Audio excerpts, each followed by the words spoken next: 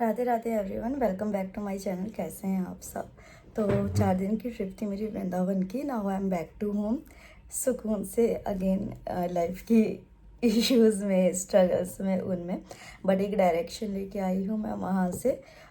थोड़ा अपने आप को स्ट्रॉन्ग करके आई हूँ कि जो अब लाइफ के स्टेजेस आएंगे उनको अच्छे से कर सकूं और अपने एग्ज़ाम्स को क्लियर करेंगे। कहाँ का क्या एग्ज़ाम है, जिन्होंने मेरे उन व्लॉग्स को नहीं देखा है तो डिस्क्रिप्शन बॉक्स में लिंक है, आप जाके देख सकते हैं। अभी और भी आएंगे।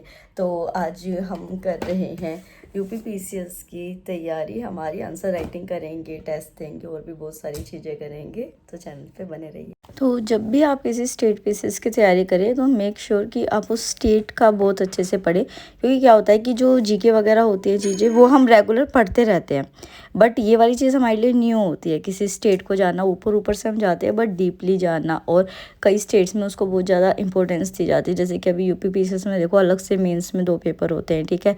और अगर आप मान लो किसी और में चले जाते हो, उत्तराखंड में चले जाते हो, एमपी में चले जाते हो, या फिर और कोई हिमाचल लेके चले जाओ, सब में ज़्यादा स्टेट पीसेस होता है। तो अगर आप इस तरीके से किसी भी चीज़ को कंसिडर कर रहे हैं तो उस मतलब स्टेट के उसको ज़्यादा से ज़्यादा कवर करने की कोशिश करें। फैक्ट्स को अलग रख ले, किस तरीके के मेंस के क्वेश्चन आते हैं, मेंस के क्वेश्चंस को पहले ही प्रैक्टिस करना शुरू कर दें। आंसर राइटिंग मतलब कि ये आप देखें कि अगर आपके पास अभी 12 अक्टूबर का पेपर है तो अभी आपको ना आंसर राइटिंग करनी चाहिए 2 से 3। मैं भी करूँगी, क्योंकि मुझे भी लगता है कि शायद उस टाइम पे ना हो जो मेरे पिछले मेंस में कमियां रही, तो उनको मैं इस टाइम पे कवर अप करूँगी चीज़ों को, क्योंकि पता तो चल ही गया है ना मेरा। जैसे मेरा ऐसे वीक था, मेरे को GS2 में भी दिक्कत आई थी। चलो यहाँ पे ऑप्शनल का सीन नहीं है, बट स्टिल तो आपको जो स्टेट पीसेस का जीके है उसको करना है। तो छोटे छोटे अपने नोट्स बना के रखे। जैसे कि पिछली बार जो है वो मैंने इस तरीके के फैक्चुअल नोट्स जो है वो कर लिए थे पूरे कंप्लीट। तो जो है आप भी इस तरीके से करके रखिए। ये सारे PYQ के थे। इससे ना आपको आसानी रहेगी लास्ट मिनट में रिवीजन। मान लो आपका सेंटर का ही आता है तो आप इस तरीके से एक छोटी सी डायरी फॉर्म में उठा के ले जाएं और फिर उसको रीड कर ले। अच्छा, अब यहाँ पे कुछ प्रॉब्लम्स ये भी आती है कि मतलब कि कोर्सेज कहाँ से लेने, क्या नहीं लेने हैं।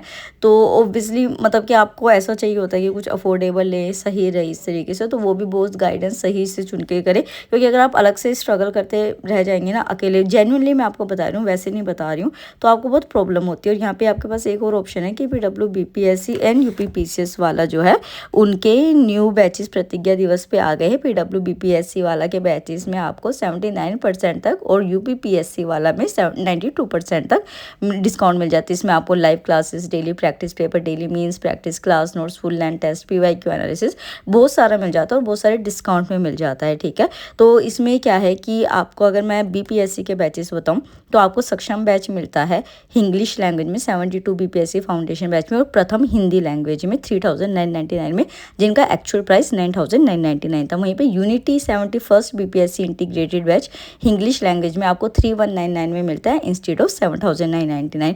वहीं पे अगर UPPCS की बात कर रहे हैं, यहाँ PSC की बात कर रहे हैं, तो मैंने खुद अपने इनका संपूर्ण बैच लिया था। तो अभी इनका इंग्लिश में है सक्षम बैच 2.0 2026 के लिए, और हिंदी में है प्रथम बैच। ये भी आपको 3999 में मिल जाते हैं इंस्टेड ऑफ 9999। ये प्रतिज्ञा दिवस के ऑफर है तो लिमिटेड टाइम ऑफर चाहिए। और इस पर अगर आप कूपन कोड लगाते हैं टॉपर 500 तो आपको 1000 तक का एक्स्ट्रा डिस्काउंट भी मिल जाता है। पहले भी अफोर्डेबल रेट्स है। और ये जो कूपन कोड है ना, ये आपके जितने भी स्टेट पीसीएस है ना उन पे लग जाता है, सिर्फ इन पे नहीं है। जैसे कि BPSC हो गया, UPPSC हो गया, MPPSC हो गया, MPSC हो गया, OPSC हो गया। तो मैं सारे लिंक डिस्क्रिप्शन बॉक्स में दे दूंगी, आप जाके चेक कर लीजिए, ले लीजिए। अच्छे टीचर्स है, अफोर्डेबल रेट्स है, और ये लिमिटेड टाइम ऑफर भी है। तो आज मैंने बहुत सारा अपना कंटेंट जो है वो उसी का कवर किया था, UPPSC का।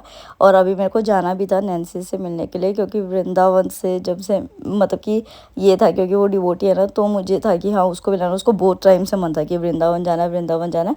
तो और चीज़ें तो मैं कर नहीं पाई थी इतनी ज़्यादा, और मैं उस टाइम इतनी ऑक्यूपाइड थी। एक चीज़ की इंस्टा पे उस टाइम मुझे इतने मैसेजेस आ रहे थे, मैंने पहले ही स्टोरी पोस्ट की थी कि मैं इन 4 दिन नहीं रिप्लाई कर पाऊँगी, पर फिर भी आप मुझे एरोगेंट कह रहे हैं, एटीट्यूड कह रहे हैं। तो देखो यार, मेरा भी तो ब्रेक टाइम था, और ये मेरा वृंदावन का सूर्योदय था। 4 दिन मेरे सुकून के इतने अच्छे थे ना, इतने अच्छे, सब कुछ भूल के। आपको पता है मैं वहाँ धूप में घूम रही थी, रात को सिर्फ 2 ढाई 3 घंटे सो पा रही थी, सुबह दर्शन के लिए निकल जाए थे, पर मुझे एक बार भी माइग्रेन नहीं हुआ, कुछ नहीं हुआ। और मतलब मैं वहाँ सब कुछ भूल गई थी। मैं वहाँ इतनी खुश थी, मैं वहाँ से वापस भी नहीं आना चाहती थी। और जैसे ही मैं यहाँ पे आई ना, अगेन वही सब कुछ वही चीज़। और जब महाराज जी के दर्शन, आपको पता है मैं वृंदावन से जस्ट निकलने वाली थी, सारे व्लॉग्स आएंगे सारे दूसरे चैनल पे, तो पता है निकल चुके थे हम होटल से, बस ऑटो लेना दूर रहता था और इतनी सरप्राइजिंग महाराज जी ने दर्शन दिए ना। महाराज जी मतलब आपको लगेगा ही नहीं आपने किसी इंसान को देखा, आपने किसी संत को देखा, लिटरली आपने कैसे होगा कि आपने भगवान के दर्शन किए हैं। मैं भी जा रही हूँ नैन्सी से मिलने, और क्योंकि वो भी डिवोटी है, वो वृंदावन नहीं जा पा रही थी, तो उसने मुझसे कुछ सामान मंगाया था। जैसे ये एक राधा कृष्ण जी की तस्वीर है, वृंदावन की रज है, क्योंकि महाराज जी कहते हैं कि वृंदावन की रज लगानी चाहिए, यमुना जल है।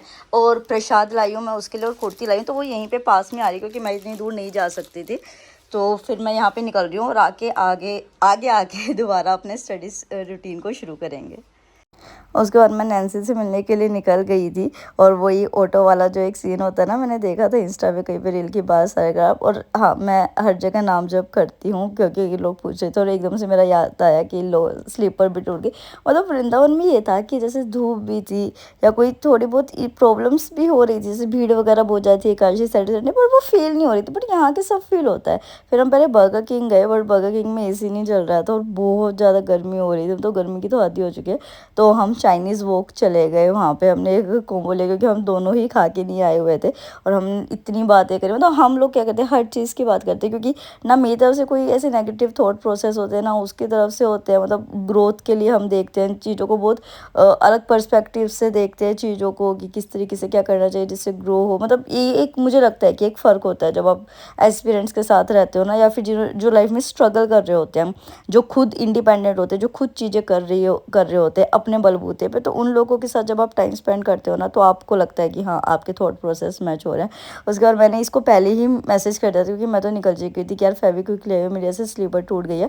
और पता है ये सिर्फ स्लीपर की बात नहीं है, मतलब ज़िंदगी में कभी भी कोई ऐसी चीज़ें होती है ना, 2-3% मेरी ज़िंदगी में ऐसे हैं अभी इस टाइम पे, जिनसे मैं खुल के बात कर सकती हूँ, जिनसे मैं शेयर कर सकती हूँ, क्योंकि मुझे पता है कि वहाँ से एक पॉजिटिव वो ही निकल के आएगा कि कोई बात नहीं, अगर ऐसे हो भी रहा है तो आप ऐसे लेके चीज़ों को चलिए, मतलब कि और कोई बात नहीं, अगर प्रॉब्लम्स आएंगी भी तो but still we are enough, मतलब स्ट्रॉन्ग इनफ कि हम उन चीज़ों को फेस करेंगे और ऐसे आगे बढ़ेंगे। तो ये स्लीपर जुड़ने की बात नहीं थी, वो लाइफ के जुड़ने की भी बात है इस तरीके से। फिर हमको कुछ ठंडा खाने का मन कर रहा, तो हम कैवेंटर्स पे चले गए थे। हालांकि चाइनीज़ वॉक पे हमें खाना इतना पसंद भी नहीं आया था, तो इस वजह से हमने सोचा कि चलो यहाँ पे कर रहे थे। फिर मैं आ गई थी, उसको उसका प्रसाद, अच्छा मैं उसके लिए कुर्ती लेके आई थी, रज लेके आई थी वृंदावन के, यमुना महाराज जी का जल मैं लाई थी, बट मैं ले जाना भूल गई थी।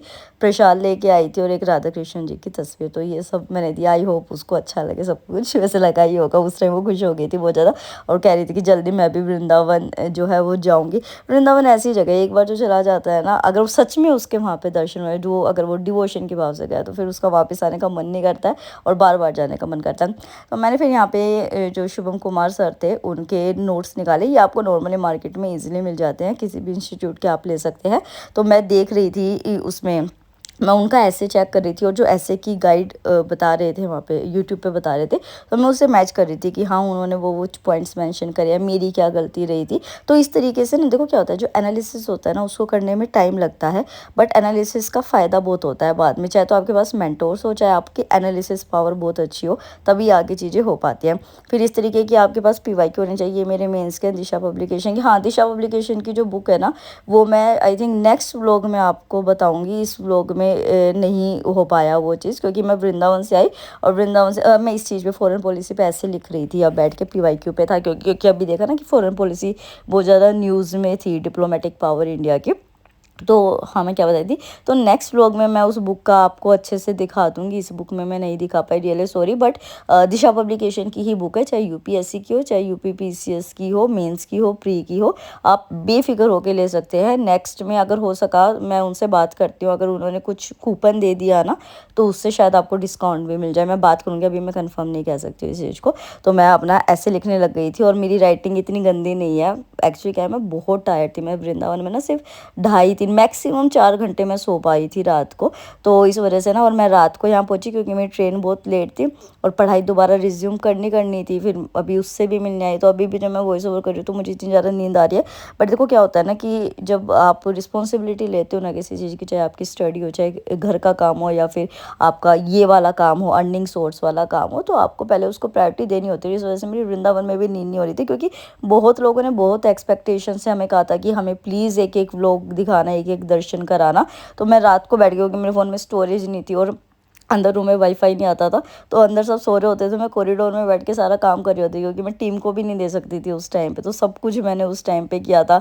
तो इस वजह से ना कि क्योंकि बहुत लोगों ने बहुत उम्मीद से बोला था ना, तो मैं किसी की उम्मीद नहीं तोड़ना चाहती थी, मुझे पता है कैसा लगता है। तो और एक और चीज़, चाहे आप किसी भी एग्ज़ाम की तैयारी कर रहे हैं, आप एनसीईआरटीज़ को ज़रूर करें बहुत अच्छे से। तो मैं मेरी एनसीईआरटीज़ पूरी हैं ओब्वियसली, यूपीएससी से पहले मैंने कर ली थी सारी अपनी, तो मैं उनको रिवाइज़ कर रही थी और 3 टाइम एनसीईआरटी पढ़े, उसके बाद उसको मार्क करें।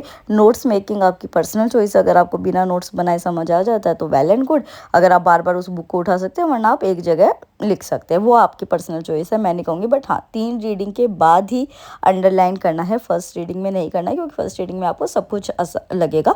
और जब 3 रीडिंग हो जाए उसके बाद एक बार पीवाईक्यू देखें, फिर उससे और समझ आएगा कि क्या मार्क करने का है क्या नहीं है। तो इस तरीके से ना आपका जो पढ़ाई का तरीका है ना वो थोड़ा स्मार्ट हो जाएगा। पूछ कहेंगे अच्छा आपसे सीखेंगे, मत सीखो, कोई बात नहीं, मेरा जो एक्सपीरियंस है मैं वो आपको बता रही हूँ। मैं बिल्कुल आपको ये नहीं कह रही कि आप मेरी मानो या वो करो, आपके लिए जो अच्छा लगता है आपको वो कीजिए, ठीक है। तो इस तरीके से मैं अपनी एनसीईआरटीज़ कर रही हूँ और अब मैं डेली आंसर राइटिंग्स करूँगी। मैं भी आपको ये सजेस्ट करूँगी कि आप अगस्त एंड तक अपनी आंसर राइटिंग को अच्छे से कीजिए। अपने स्टेट का जो पीसीएस है, सेंसस जो है या फिर जो करंट अफेयर्स है, उनको आप डीप में कर लीजिए। जो दृष्टि की या स्पीडी की बुक है ना, उसमें जो थोड़े पैराग्राफ में करंट अफेयर होते हैं उनको थोड़ा सा डिटेल में पढ़ लीजिएगा, हो जाएगा। तो बाय बाय, राधे राधे, जय हिंद।